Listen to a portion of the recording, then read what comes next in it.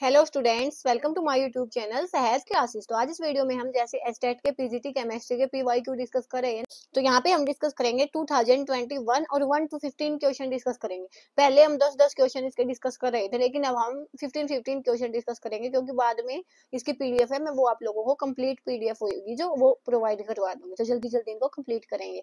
तो यहाँ पे हमारे पास क्वेश्चन फर्स्ट क्या है, iodide of which of following is most covalent. इनमें से कौन से कंपाउंड का जो आयोडाइड होगा वो सबसे ज्यादा कोवालेंट होएगा। तो यहाँ पे देखो, कोवालेंट के लिए कौन सा एक नियम होता है, कौन सा रूल होता है, फजन्स रूल। तो उसमें क्या होता है, वहां पे कैटायन का साइज है वो स्मॉल होना चाहिए कोवालेंट रिएक्टर के लिए, और एनायन का साइज है वो लार्ज होना चाहिए, ये वाली उसकी कंडीशन होती है।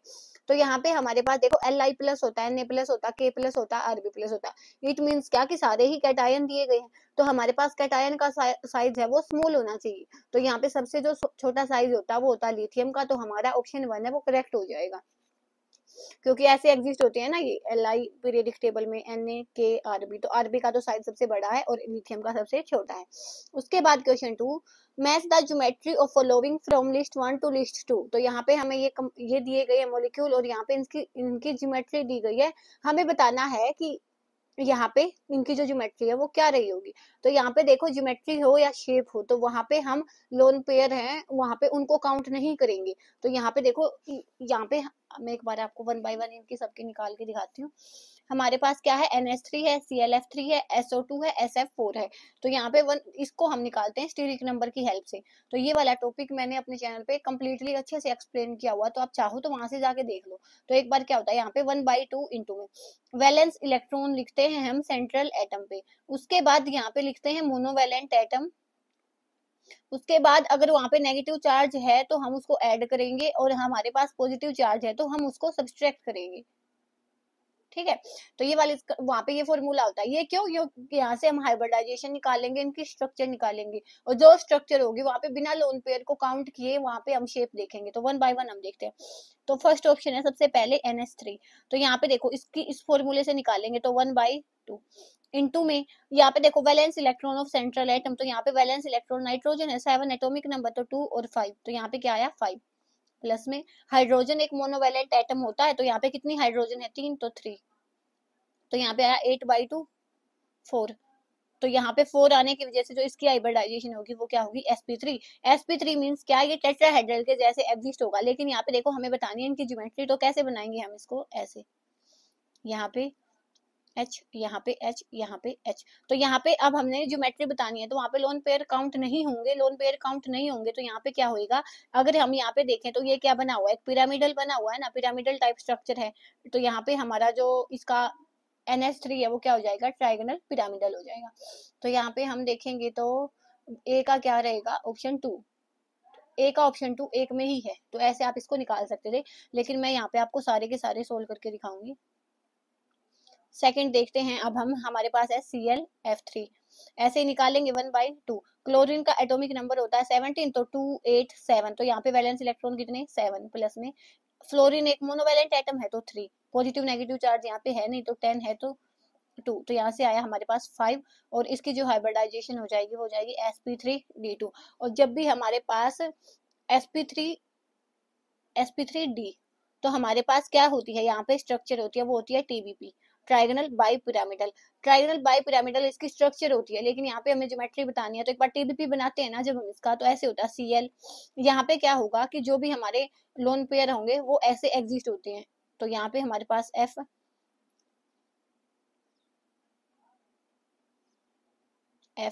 और F, ये ट्राइगोनल और बाई पिरामिडल इसकी स्ट्रक्चर होती है, लेकिन हमें यहाँ पे ज्योमेट्री बतानी है।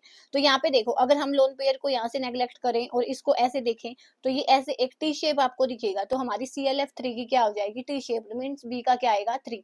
तो बी का क्या आएगा 3, ऐसे आपने इनको करना था। उसके बाद हम चलते हैं इस अपने थर्ड पे। थर्ड क्या है, SO2। SO2 में देखेंगे तो सल्फर के वैलेंस इलेक्ट्रॉन कितने होते हैं 16, इसका एटॉमिक नंबर तो 2 8 6, तो 6 होते हैं।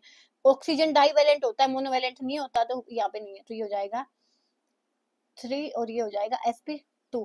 sp2 की वैसे तो स्ट्रक्चर प्लानर होनी थी, लेकिन यहाँ पे क्या होगा, इसमें भी लोन पेयर एग्जिस्ट होता है, तो ये यहाँ पे ये लोन पेयर की वजह से ये वाली जो स्ट्रक्चर है वो कैसी हो जाती है, बेंट। तो सी का क्या आएगा IV। उसके बाद लास्ट हमारा बचता है SF4। तो क्या होगा, 1/2 2 number of valence electron on central atom, तो सल्फर है, फिर से सल्फर है हमारे पास, तो ये आएगा कितने 6। फ्लोरीन एक मोनोवेलेंट एटम होता है तो 4, मोनोवेलेंट मींस जिसकी वैलेंसी 1 हो, तो यहाँ पे 10/2 और ये हो जाएगा sp5 sp3d, क्योंकि 3 4 5। हाँ, और यहाँ पे अगर हम इसकी उसकी बात करें तो जैसे यहाँ पे sp3d पे tbp था ना, तो यहाँ पे भी क्या रहेगा tbp। तो जब हम इसको बनाओगे आप tbp,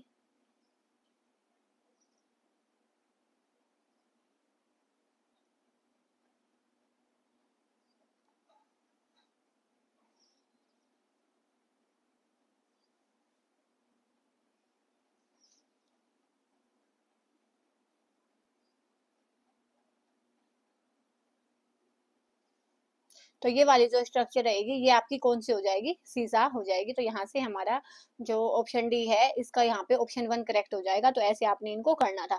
तो ये वाली चीज है, मैंने अपने चैनल पे अच्छे से एक्सप्लेन की हुई है, आप चाहो तो वहां से जाके इसको देख सकते हो। तो यहाँ पे हमारे 2 क्वेश्चन है वो कंप्लीट हो चुके हैं। उसके बाद question 3, styrene on oxidation with KMnO4 gives compound A. तो यहाँ पे इसकी IUPAC नेमिंग बतानी। तो पहले आपको बताना चाहिए स्टाइरिन क्या होता है। स्टाइरिन होता है जब हम बेंजीन के ऊपर हमारी एक ऐसी एल्कीन लगाते हैं। तो यहाँ पे हमें पूछा कि इसका KMnO4 के साथ ऑक्सीडेशन क्या करेंगे। तो KMnO4 के साथ जब भी आपको ऑक्सीडेशन करना हो ना, तो यहाँ पे देखो ये वाली जो कार्बन है, अगर इसके पास हाइड्रोजन है तो आपने सीधा ही उसको किसमें, कार्बोक्सिलिक एसिड में बदल देना। लेकिन इन केस यहाँ पे हमारे पास हाइड्रोजन नहीं है, ऐसा कुछ हो जाए, तो यहाँ पे आपने क्या करना, फिर आप इसको नहीं बदल सकते, ये फिर यहाँ पे कोई वो नहीं होगा। लेकिन यहाँ पे क्या है, फिर आपको इसको कार्बोक्सिलिक एसिड में नहीं बदल सकते। कार्बोक्सिलिक एसिड में आप इसको तभी बदल सकते हो जब आपके पास यहाँ पे कोई भी हाइड्रोजन होगी, तभी ये कार्बोक्सिलिक एसिड में चेंज होगा। तो यहाँ पे हमारे पास ऑप्शन 4 है वो करेक्ट हो जाएगा, क्योंकि इसको हम क्या बोलते हैं, बेंजोइक एसिड। उसके बाद question 4, no two electron in atom can have same set of 4 quantum number, this statement is in the following principle rule. कि किन्हीं भी 2 इलेक्ट्रॉन्स हैं उनका सेम सेट क्वांटम नंबर का नहीं हो सकता।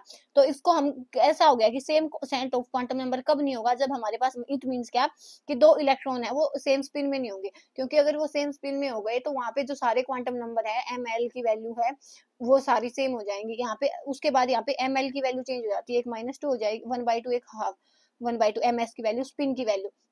तो इसीलिए ये वाला जो नियम था किसने दिया था, पोली एक्सक्लूजन प्रिंसिपल ने। ओफबो ने बताया था ना कैसे हम एनर्जी लेवल पे, जैसे पहले 1s में इलेक्ट्रॉन फिल होंगे, उसके बाद 2, हाँ उसके बाद 2s में, उसके बाद 2p में, ये वाली चीज बताई थी ओफबो ने। हर्ट्स ने बताया था कि मैं इसमें, हर्ट्स ने बताया पहले सिंगल पेयरिंग होगी, उसके बाद डबल पेयरिंग स्टार्ट होगी। n+ रूल के अकॉर्डिंग हम इलेक्ट्रॉन फिल करते हैं, जितनी n+ की l की वैल्यू कम उतने उसमें ही इलेक्ट्रॉन फिल होंगे।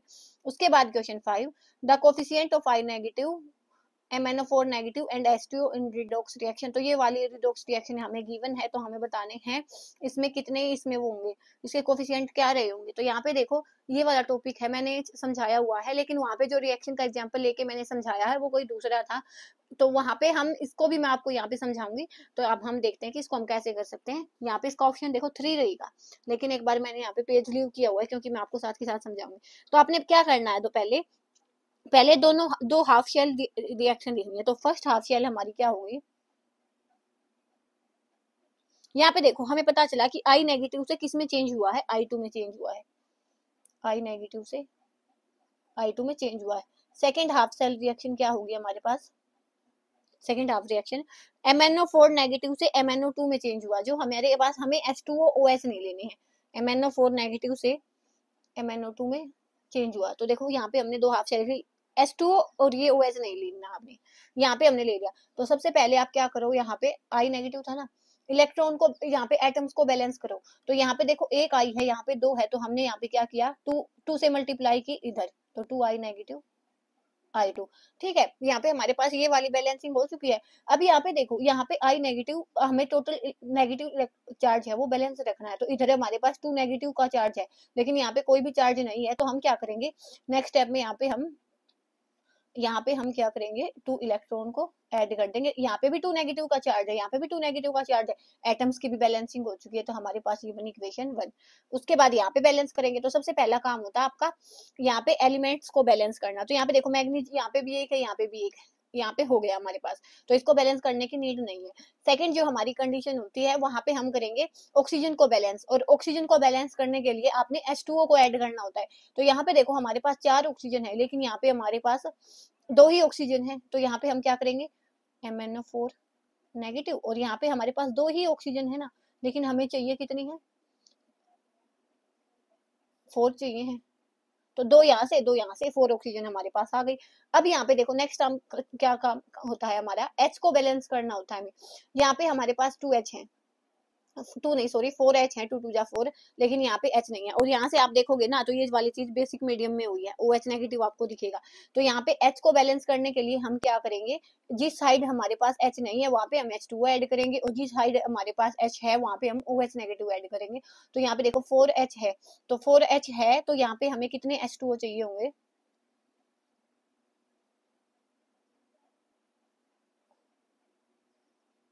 2H2O हमें यहाँ पे चाहिए होंगे। हाँ, अब हमारे पास ऑक्सीजन भी बैलेंस्ड है, यहाँ पे हमारे पास हाइड्रोजन है, वो हमारे ऑक्सीजन हमारे पास है, वो H हमारे पास है, वो बैलेंस हो चुकी है क्योंकि 2 2 जा 4 2 2 जा 4। यहाँ पे देखो अब हम क्या करेंगे, जिधर भी हमारे पास ये थी ना हाइड्रोजन थी, यहाँ पे 2 2 जा 4 थे, और यहाँ पे भी 2 2 जा 4 हो चुके हैं, और दूसरी साइड हम क्या करेंगे उतने ही OH नेगेटिव ऐड करेंगे, नहीं तो हमारे O है फिर वो अनबैलेंस हो जाएंगे। तो 2 OH नेगेटिव। हाँ, तो अब एक बात देखो ये बैलेंस हुई है या नहीं, तो यहाँ पे ऑक्सीजन कितने हैं 4 और 2 6, तो यहाँ पे 2 4 और 6 ठीक है। ऑक्सीजन यहाँ हाइड्रोजन यहाँ पे कितने हैं 2 2 जा 4 और 2 6, वहां पे 2 2 जा 4 है, तो यहाँ पे हम लिखेंगे इसको 3H2।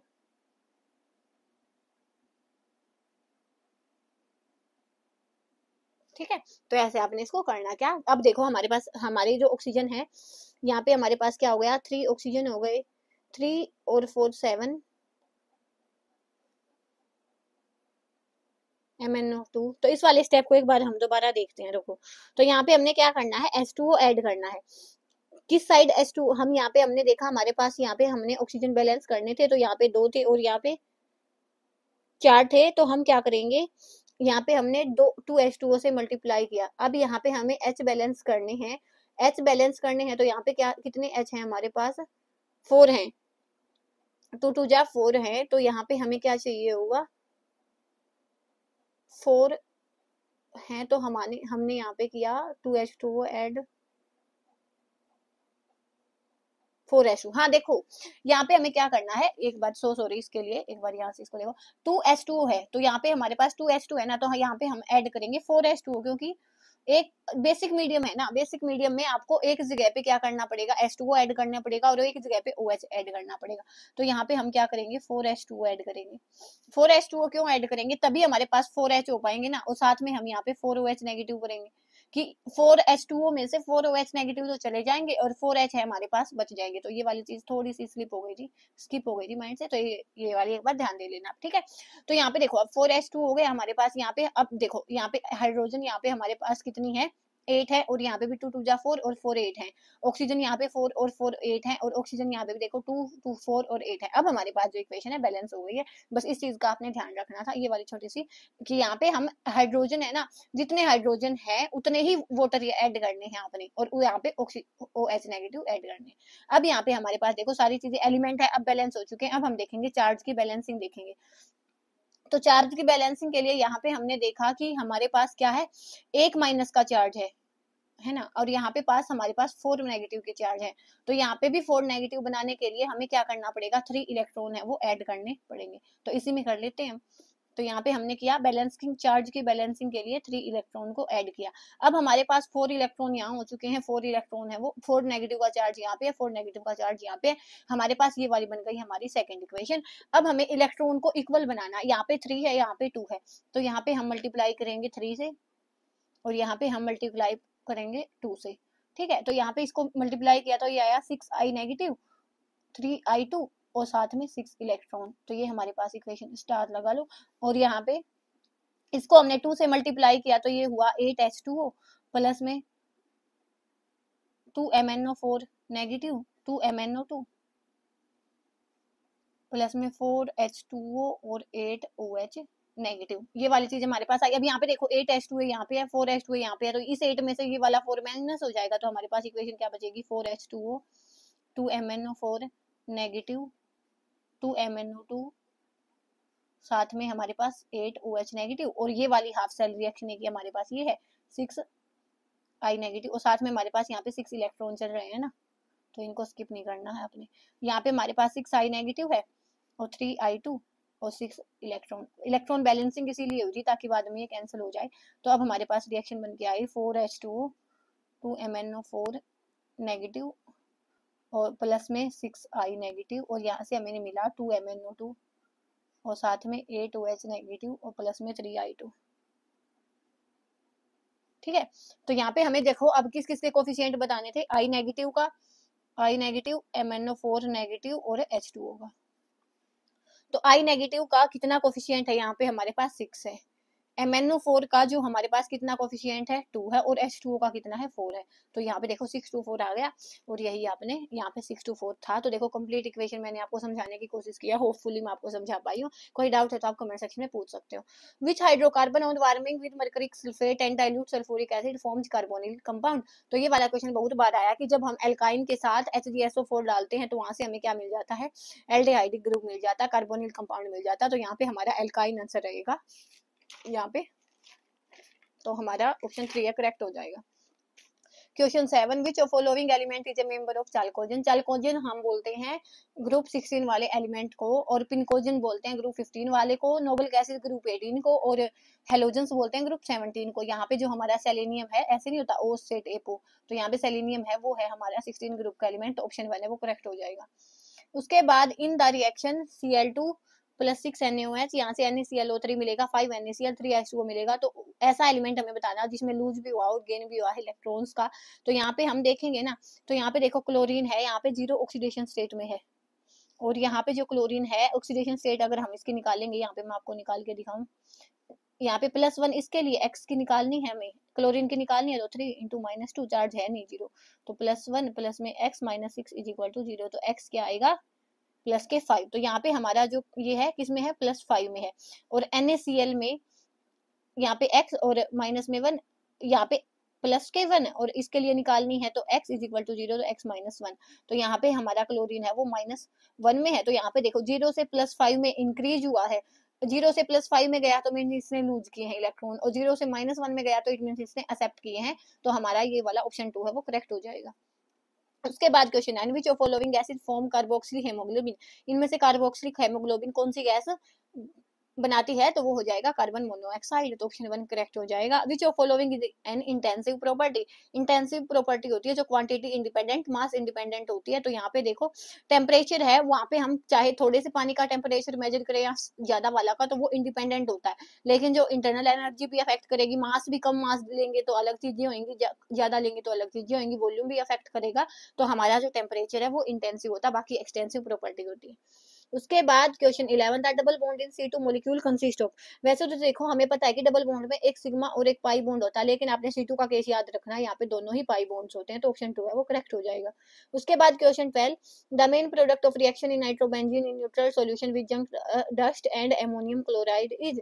यहाँ पे हमें बताना कि जब हम नाइट्रोबेंजीन को जिंक डस्ट के साथ रिएक्शन करवाते हैं तो वहां पे हमें क्या मिलता है, हाइड्रोक्सिल एमाइन मिलता है, जो होता है N पे OH लगना। तो हमारा जो ऑप्शन 2 है वो करेक्ट हो जाएगा। उसके बाद question 13, the number of NMR signal produce in one two dichloropropane. तो प्रोप के लिए 3 कार्बन और 1 और 2 पोजीशन पे क्या है, क्लोरीन है। उसके बाद यहाँ पे बनाओ बैलेंस ही कंप्लीट करो। उसके बाद देखो ये वाली जो कार्बन रहेगी वो रहेगी हमारी एसिमेट्रिक कार्बन। इट मींस क्या कि यहाँ पे सारे ही ग्रुप है वो डिफरेंट लगे हुए हैं, और जब भी किसी भी कंपाउंड में कोई भी एक कार्बन एसिमेट्रिक हो जाए तो वहां पे अगर एक कार्बन के साथ 2 H लगे हैं तो वो दोनों ही अलग सिग्नल देंगे। तो एक सिग्नल यहाँ से B C, और इन तीनों का सेम रहेगा, CH3 का हमेशा सिग्नल सेम रहता है। तो यहाँ पे हमारा 4 सिग्नल आएंगे, तो यहाँ पे ऑप्शन 4 है वो करेक्ट हो जाएगा।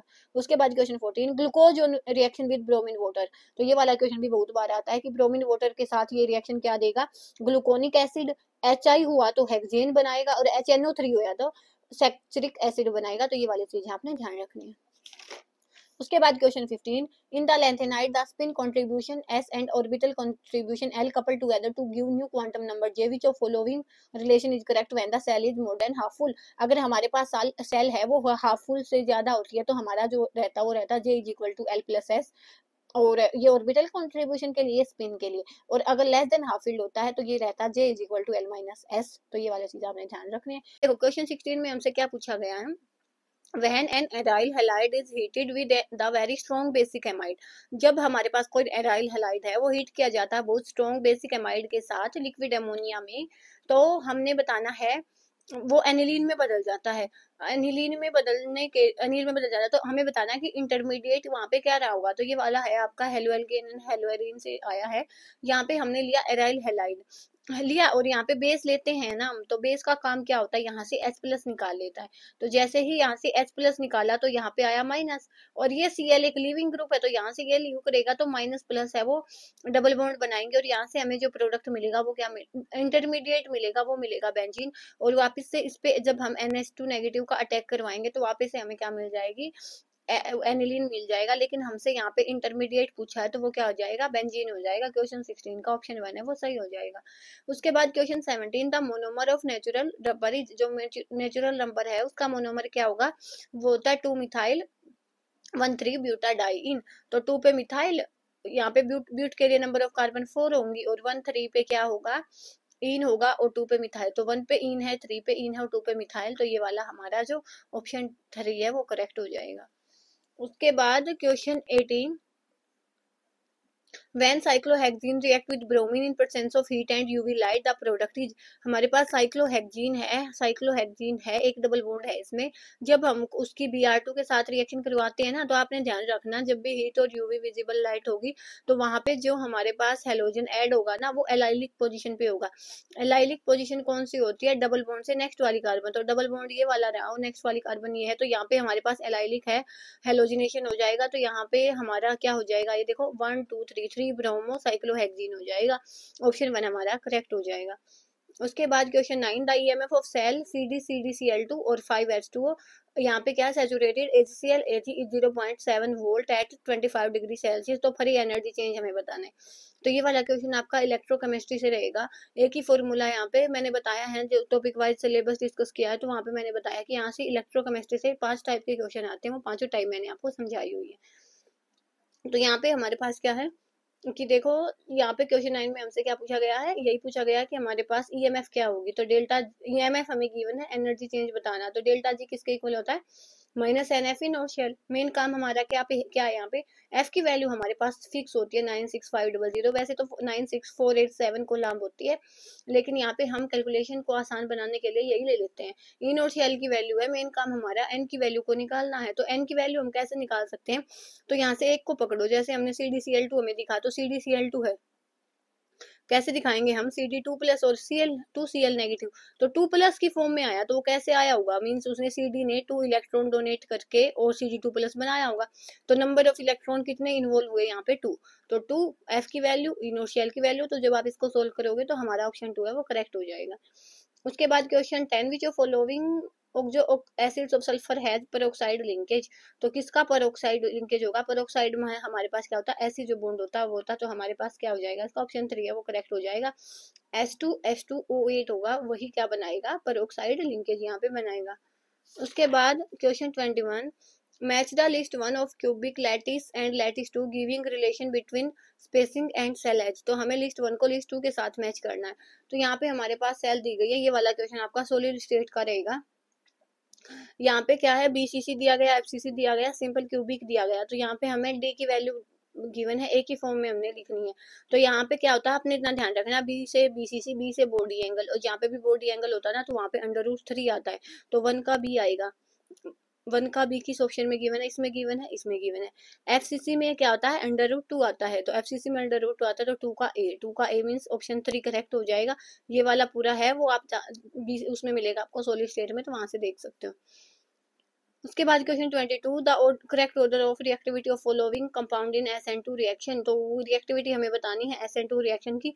तो ये वाला क्वेश्चन भी बहुत बार रिपीट होता है, कभी SN1 पूछ लेते हैं, कभी SN2। तो SN2 का केस आता है तो वहाँ पे हमें देखना होता है प्राइमरी पहले स्टेबल है, उसके बाद सेकेंडरी, उसके बाद टर्सरी।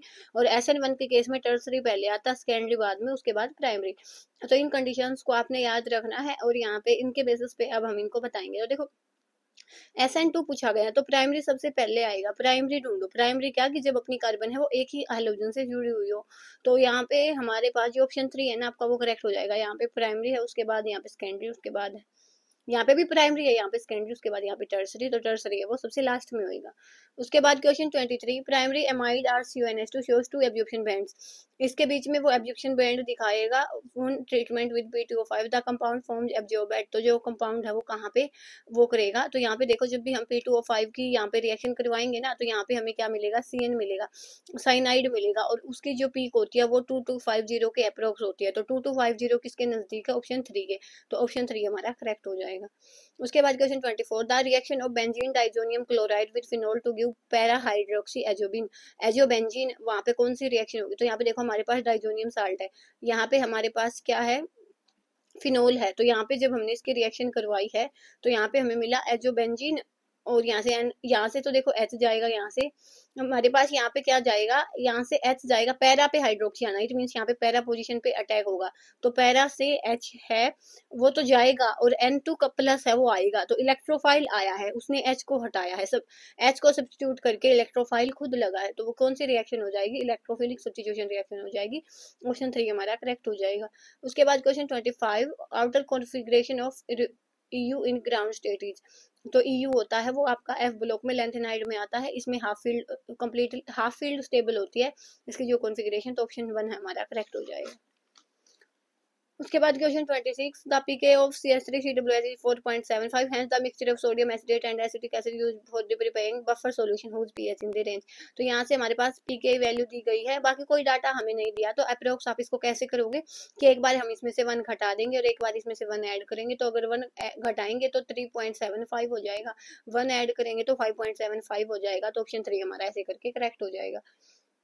उसके बाद question 27, which of following pair of element does not have same size. इनमें से किसका सेम साइज नहीं होता। तो यहाँ पे देखो हमारे पास सेम साइज नहीं होता, ये वाली चीज है वी।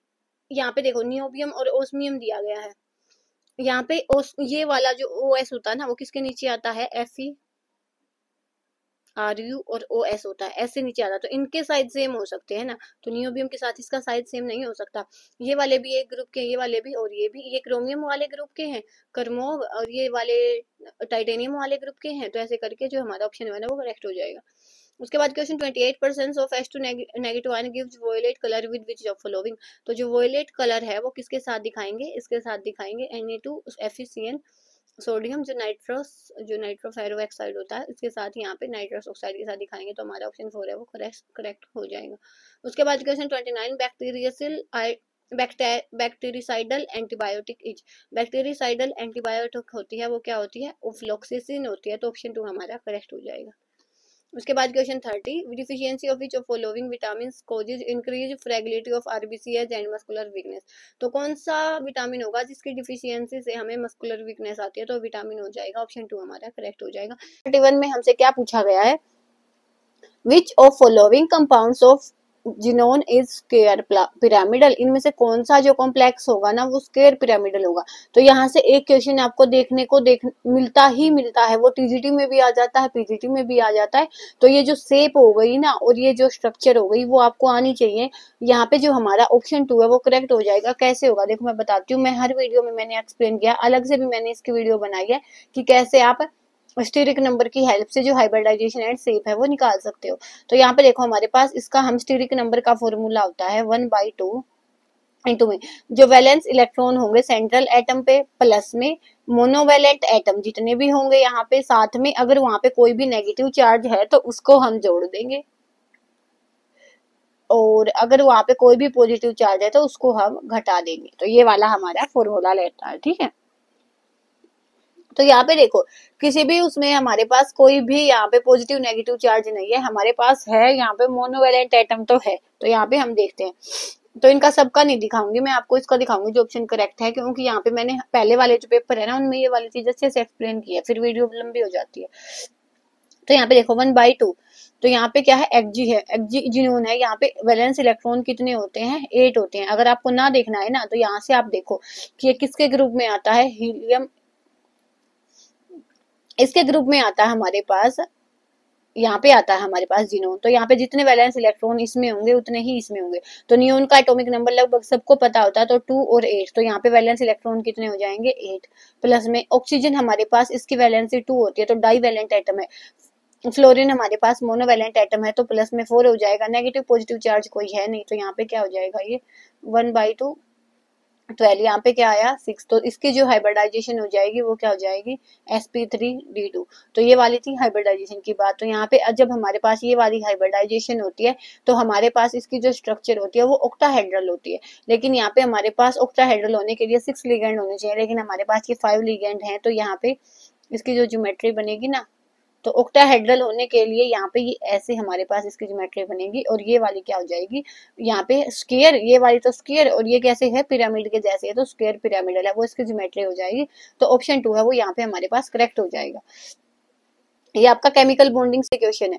उसके बाद क्वेश्चन 32 में हमसे क्या पूछा गया है, Freundlich isotherm is expressed as equation, कि जो फ्रेंड लीच होता है ना, आइसोथर्म होता है, वो कैसे एक्सप्रेस किया जा सकता है, तो वो कैसे होता है, x/m kp की पावर 1/n। तो यहाँ पे देखो पी प्रेशर होता है, ये कांस्टेंट होता है, ये होता है अमाउंट ऑफ गैस एब्जॉर्ब, और यहाँ पे जो n की वैल्यू रहेगी ना हमारी, वो हमेशा ही ग्रेटर देन 1 होगी, और 1/n की वैल्यू हमेशा ही 0 और 1 के बीच में होगी, कि 0 से तो बड़ी होएगी, 1/n की वैल्यू को देखेंगे तो 1 से छोटी होएगी, लेकिन n की वैल्यू को देखेंगे तो वो हमेशा ही ग्रेटर देन 1 होएगी, ठीक है। Reaction to obtain benzaldehyde from toluene by chromyl chloride, ये वाली रिएक्शन बहुत फेमस रिएक्शन है, इटार्ड रिएक्शन।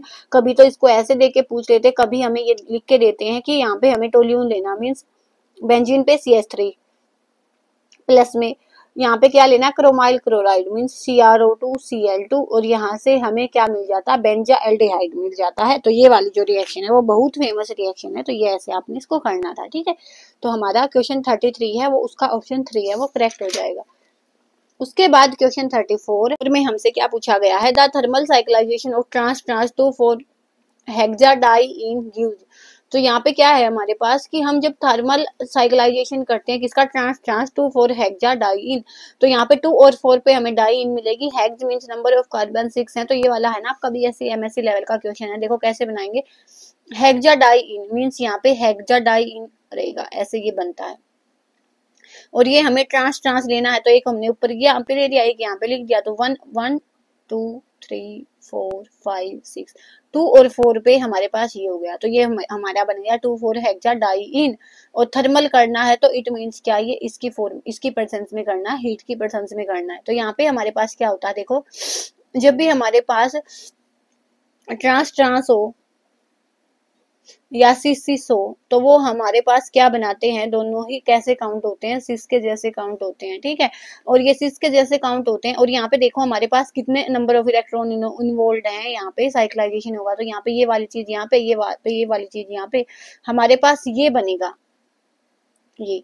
लेकिन ये वाली चीज तो ठीक है, साइक्लोब्यूटीन तो हमें पता चल गया कि ये बनेगा हमारे पास, लेकिन हमें इनकी स्टीरियोकेमिस्ट्री देखनी है कि ये आपस में सिस रहेंगे या आपस में ट्रांस रहेंगे। तो यहाँ से हमने देख लिया कि पहले ये क्या है, दोनों आपस में, जब दोनों ट्रांस ट्रांस होते हैं और जब हमें साइक्लाइजेशन करवाना होता है तो ये सिस के जैसे एक्ट करते हैं। और जब भी हमारे पास 4n पाई इलेक्ट्रॉन होते हैं, मीन्स यहाँ पे 2 और 2 4 है, कि n की वैल्यू 1 रखा, और हीट की परसेंस में होता है, तो वहां पे क्या होता है, कोन रोटेशन होती है। और जब भी कोन रोटेशन होती है तो वहां पे चेंज होता है, मीन्स सिस है तो वो ट्रांस हो जाता है, ट्रांस है तो वो सिस हो जाता है। तो यहाँ पे हमारे पास कोन रोटेशन है, और यहाँ पे 4 पाई इलेक्ट्रॉन है थर्मल की परसेंस में। अदरवाइज यहाँ पे HV होता ना, तो फिर यहाँ पे डिस रोटेशन होता है, वहां पे चेंज नहीं होता। तो यहाँ पे हमने यही देखना है कि हमारे पास 4n पाई इलेक्ट्रॉन है, अगर वो थर्मल की परसेंस में है तो कौन रोटेशन देगा, कौन देगा, तो वहां पे स्टीरियो चेंज होगी, स्टीरियो चेंज होगी, तो यहाँ पे ये क्या हो जाएगी, यहाँ पे पहले सिस आ रहा था, दोनों ट्रांस थे तो मिलके, अब यहाँ पे क्या बन जाएगा, ये ट्रांस बन जाएगा। तो एक अगर अबव द प्लेन है तो एक बिलो द प्लेन होगा, ऐसे आपने इसको करना था। और यहाँ पे पास हमारे पास एल्कीन हो जाएगी, तो क्या हो जाएगा हमारे पास, ट्रांस 3 4 साइक्लोब्यूटीन। तो यहाँ से हम इसकी नंबरिंग स्टार्ट करें 1 2 3 4। तो यहाँ पे ये वाली चीज ट्रांस है और 3 और 4 पे हमारे पास क्या है, डाइमिथाइल है और साइक्लोब्यूटीन है। तो ऑप्शन 1 हमारे पास करेक्ट हो जाएगा। उसके बाद क्वेश्चन 35, C6H5CH2OH की रिएक्शन हमने की HBr के साथ। तो यहाँ से क्या होगा, OH चला जाएगा और यहाँ पे क्या बन जाएगा, C6H5CH2Br। उसके बाद ये यहाँ पे KCN दिया है तो यहाँ से KBr तो निकल जाएगा और ये जो CN है इसके साथ लग जाएगा। उसके बाद यहाँ पे हमें हाइड्रोलाइसिस दिया गया है। तो हाइड्रोलाइसिस अगर यहाँ पे पार्शियल लिखा होता तो यहाँ पे हमें एमाइड मिलता, लेकिन यहाँ पे कंप्लीट हाइड्रोलाइसिस है, पार्शियल मेंशन नहीं है। तो जब तक पार्शियल नहीं मेंशन होगा तो हम उसको कंप्लीट लेके चलेंगे। तो ये वाली चीज जो हमारा साइनाइड है वो किस में बदल जाएगा, एसिड में बदल जाएगा। और ये कैसे हो जाएगा, CH2 और C डबल बॉन्ड OH। तो यहाँ पे हमारे पास ये फिनोइल है और 2 फिनाइल है और 2 कार्बन के लिए क्या यूज होता है, इथ। तो ये क्या बन जाएगा, फिनाइल इथेनोइक एसिड। तो हमारा ऑप्शन 2 है वो करेक्ट हो जाएगा। ऐसे आपने इसको करना था। उसके बाद question 36, when 3 nitrobenzaaldehyde react with SnCl2 and HCl then the product is, कि हमारे पास क्या है कि बेंजाएल्डिहाइड है और 3 पे क्या है, नाइट्रो ग्रुप है, किसकी प्रेजेंस में, SnCl2 और HCl की प्रेजेंस में। तो ये हमारा रिड्यूसिंग एजेंट होता है। इसका काम क्या होता है कि ये NO2 ग्रुप को किसमें बदल देता है, NH2 ग्रुप में बदल देता है। तो यहाँ से हमारे पास ये NH2 हो गया और ये हो गया हमारे पास वापस से बेंजाएल्डिहाइड। तो इसकी अगर हम नेमिंग देंगे तो यहाँ पे क्या 1 2 3 4 पे लगा दिया हमने, ये 4 पे नहीं लगाना, 3 पे लगाना है। तो यहाँ पे जो हमारा ग्रुप निकल के आएगा वो भी किस पे आएगा, 3 पे ही निकल के आएगा। तो 3 एमिनो बेंजाएल्डिहाइड। तो ऑप्शन 3 है हमारा वो करेक्ट हो जाएगा। ऐसे आपने इसको करना था। यहाँ पे 3 पोजीशन पे लगाना था, हमने 4 पे लगा दिया था। तो 1 2 3 ऐसे हमने करना था। उसके बाद हम चलते क्वेश्चन 37 पे। क्वेश्चन 37 में हमसे क्या पूछा गया है, average rate for the reaction is this, कि इस जो ये रिएक्शन हमें गिवन है इसके लिए जो एवरेज रेट है ना, ये वाली वैल्यू गिवन है। तो हमें बताना rate of production of NO2। तो वहां से जो रेट ऑफ प्रोडक्शन होगा ना NO2 का वो क्या रहेगा। तो ये वाला क्वेश्चन है ना बहुत बार रिपीट हुआ है, केमिकल काइनेटिक्स से है। तो आपको पहले रेट लिखना आना चाहिए। तो अगर मैं इस पूरी इक्वेशन का लिख के दिखाऊं आपको, तो यहाँ पे हमें क्या करना होता है कि जो भी कोफिशिएंट होते हैं उनको ऐसे करना होता है। तो उसके बाद N2O5 change in concentration divide by change in time, ये लगा लो, ठीक है। उसके बाद जब हम इसके लिए लिखेंगे तो यहाँ पे देखो रिएक्टेंट में हम माइनस साइन लेते हैं, क्योंकि टाइम के साथ जो रिएक्टेंट है वो डिक्रीज होता है, प्रोडक्ट है वो इंक्रीज होता है। तो इसके साथ हम कहते हैं positive charge D of NO2 और DT। और यहाँ पे हमारे पास कोई भी कोफिशिएंट नहीं है तो D ऑफ O2 और DT। ये वाली चीज यहाँ पे किसके इक्वल है, ये वाला जो रेट है वो किसके इक्वल गिवन है, 6.79 मल्टीप्लाई में 10 की पावर -4। अब इनका हमें कोई काम नहीं है, हमें काम है NO2 का। तो इसका कोई काम नहीं है, इसका कोई काम नहीं है, इन दोनों को इक्वालिटी पे रखते हैं। तो 1/4 DNO2 बाई DT 6.79 10 की पावर -4। हमें क्या बताना है, प्रोडक्शन बताना है ना NO2 का। तो 4 को उधर लेके जाएंगे तो 6.79 10 की पावर -4 मल्टीप्लाई में 4। तो जब आप इसको सोल्व करोगे ना तो हमारे पास ऑप्शन 2 है हमारा सही हो जाएगा। तो ऑप्शन 2 है वो सही होगा। इसको जब आप सोल्व करोगे तो ये वाली वैल्यू है हमारे पास आ जाएगी, ठीक है।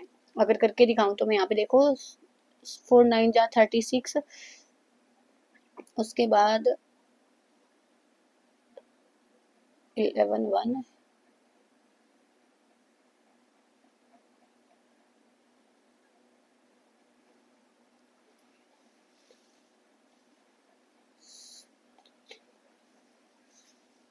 27 और यहाँ पे आएगा ये है 10 की पावर -4। तो यहाँ पे इस वाली को इधर लेके आने के लिए हम यहाँ पे क्या करेंगे, एक 10 यहाँ से कम हो जाएगा तो ये हो जाएगा 2.71 और 10 की पावर -3। तो हमारे पास क्वेश्चन ऑप्शन 2 है वो करेक्ट हो जाएगा। ऐसे आपने करना था। उसके बाद question 38, excess of which ion in drinking water causes methemoglobinemia. इनमें से कौन सा जो आयन होगा जिसकी एक्सेस की वजह से वहां पे हमारे पास मिथेग्लोबिमिनिया डिजीज है वो जाता है, तो वो होता है NO3 नेगेटिव। ऑप्शन 3 है हमारे पास नाइट्रेट आयन है वो सही हो जाएगा। ये तो याद करने वाली चीज थी। उसके बाद हमारे पास question 39, CH3CH double bond CH2CN, यहाँ पे हमें दिया गया है डाइबल H। अगर आपको पता है कि डाइबल H का काम क्या होता है तो आप इजीली निकाल पाओगे। डाइबल H का काम होता है साइनाइड को एल्डिहाइड में बदलना। तो यहाँ पे बाकी किसी चीज को कुछ नहीं होगा, यहाँ पे हमारे पास साइनाइड है ना, तो एल्डिहाइड बन जाएगा उसका। तो यहाँ पे नहीं बना, यहाँ पे नहीं बना, यहाँ पे नहीं बना, यहाँ पे बना, तो ऑप्शन 3 है हमारा सही हो जाएगा। ऐसे आपने ये करना था। उसके बाद क्वेश्चन 40,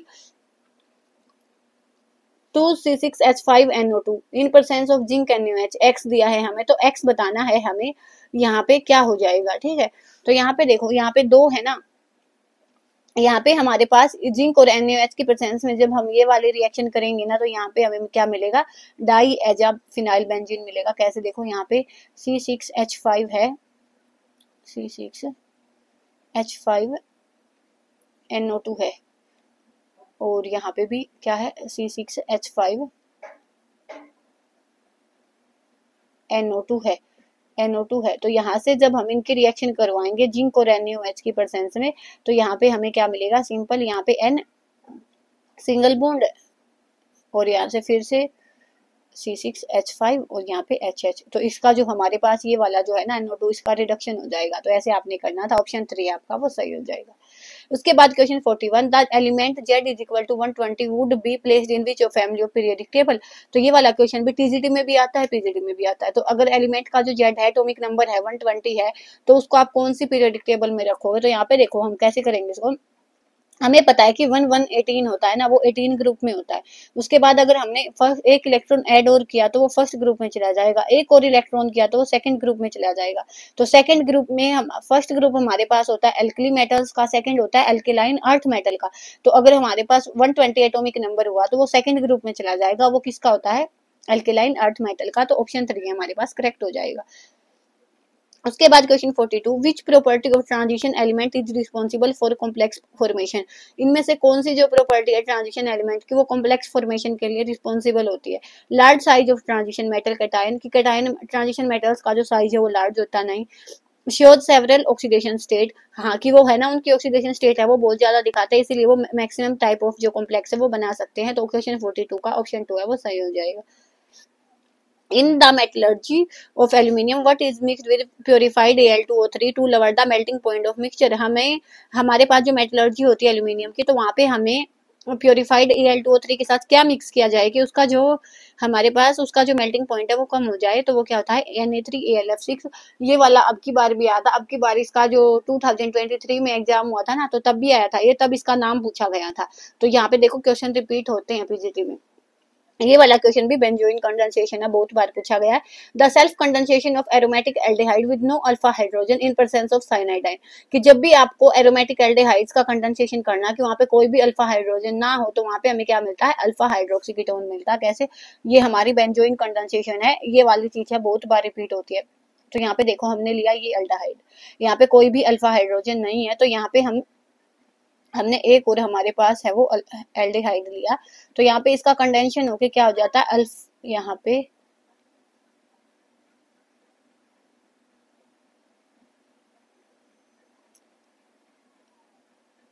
ये हो जाता है, क्या है हमारे पास, अल्फा हाइड्रोक्सी कीटोन। तो अल्फा पे हाइड्रोक्सी और कीटोन हमें ये मिलता है। तो ऐसे आप लोगों को करना था, ऑप्शन 2 है हमारे पास, बेंजोइन कंडेंसेशन है वो सही हो जाएगा।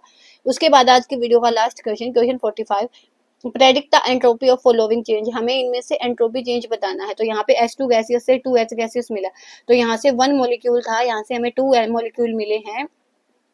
तो यहाँ पे क्या करना हमारे पास, यहाँ पे H2 गैस का 1 मॉलिक्यूल था, यहाँ पे 2 था। तो यहाँ पे क्या है हमारी जो एंट्रोपी, क्या होता है, जितने ज्यादा गैसेस प्रोडक्ट होंगे उतनी ज्यादा एंट्रोपी होगी। तो हमारी जो यहाँ पे एंट्रोपी है वो इंक्रीज होगी। तो हमारा ऑप्शन 1 नहीं, ऑप्शन 3 है वो करेक्ट हो जाएगा।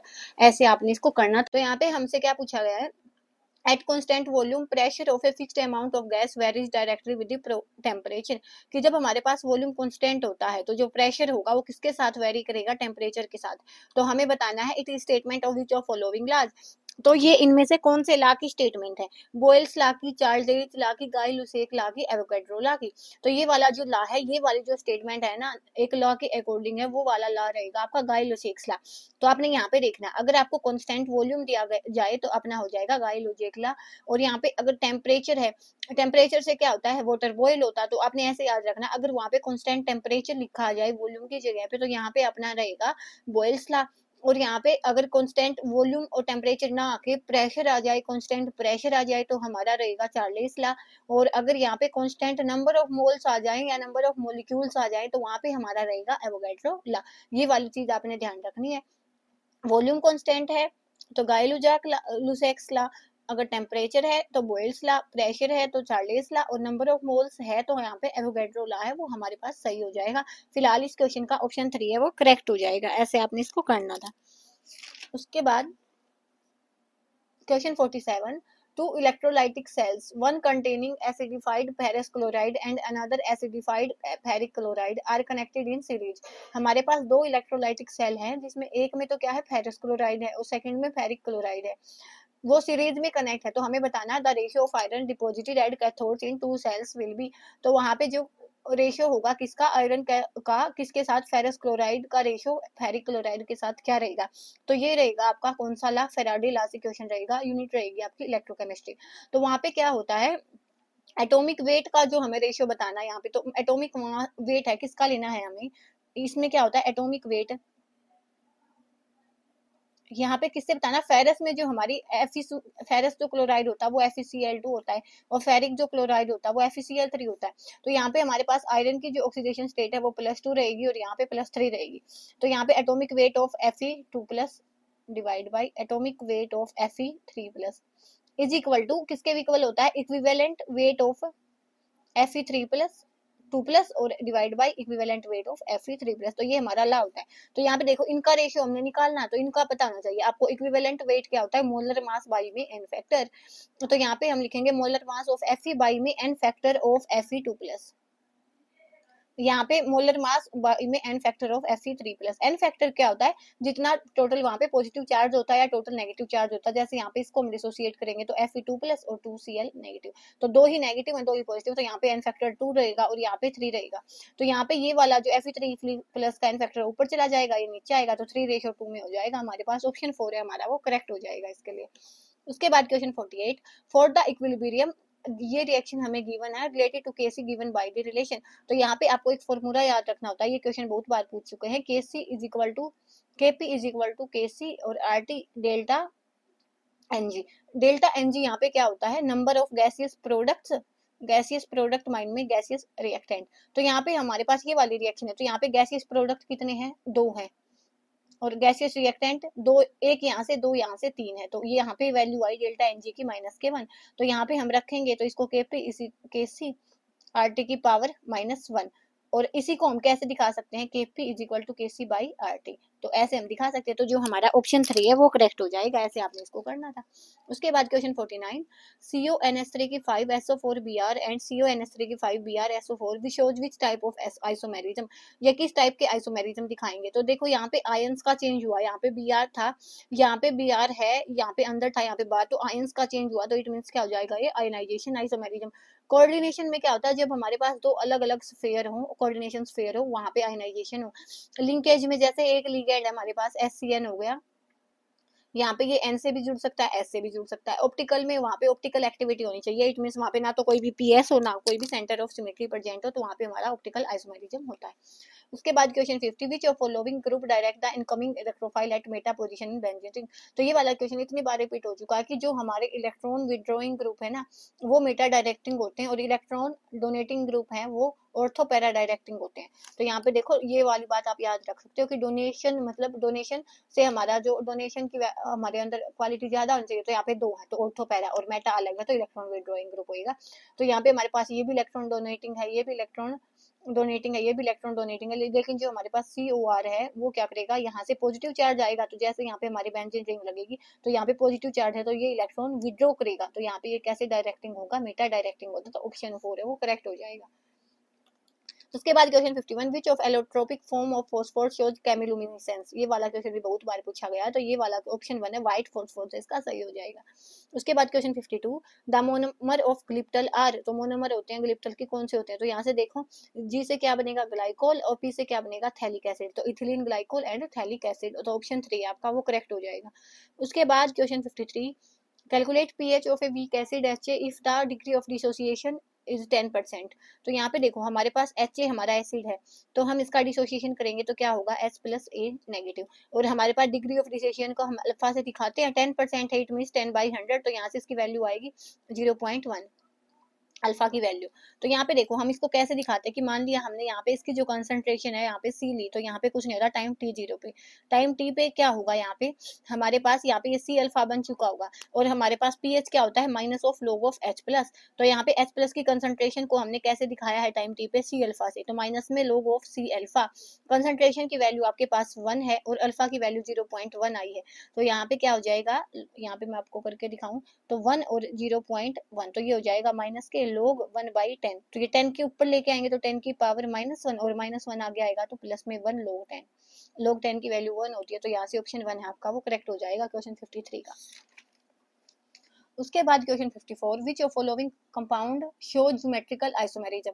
तो ज्योमेट्रिकल आइसोमेरिज्म में क्या होता है, सिस ट्रांस दिखाना होता है। तो सिस ट्रांस में आपके पास दो लिगेंड एक जैसे होंगे, दो लिगेंड एक जैसे होंगे, तभी आपका वो सिस ट्रांस है वो दिखा पाएगा। तो यहाँ पे देखो 1 ब्यूटीन दिया गया है, तो यहाँ पे देखो but means number of carbon is 4 और 1 ब्यूटीन, तो यहाँ पे देखो ये दो, यहाँ पे दो ग्रुप एक जैसे हैं, तो यहाँ पे हमारे पास इस ट्रांस दिखाने के लिए पॉसिबल ही नहीं है। यहाँ पे ऑप्शन 3 देखो, यहाँ पे क्या 1 फिनाइल प्रोपिन, तो यहाँ पे 3 कार्बन है और 1 पे क्या है फिनाइल है, तो यहाँ पे हम दिखा सकते हैं हमारे पास, तो ये वाला जो दो H एक जैसे है ना, तो इनको एक बार हम सिस दिखा देंगे, एक बार हम ट्रांस दिखा दे देंगे, तो ऑप्शन 3 हमारा करेक्ट हो जाएगा। उसके बाद question 55, RC triple bond CR, तो यहाँ पे एक बार ये वाला रिएजेंट है एक बार ये वाला रिएजेंट है, तो हमें बताना हमें क्या मिलेगा। तो यहाँ पे देखो आपको रिएजेंट का काम पता होना चाहिए, तो H2PDBSO4 होता है ना, ये सिस एल्कीन देता है और ये Na liquid ammonia trans alkene देता है, तो यहाँ पे ढूंढ लो ये वाला जो रिएजेंट है वो सिस एल्कीन देगा, तो ऑप्शन 3 आपका करेक्ट हो जाएगा।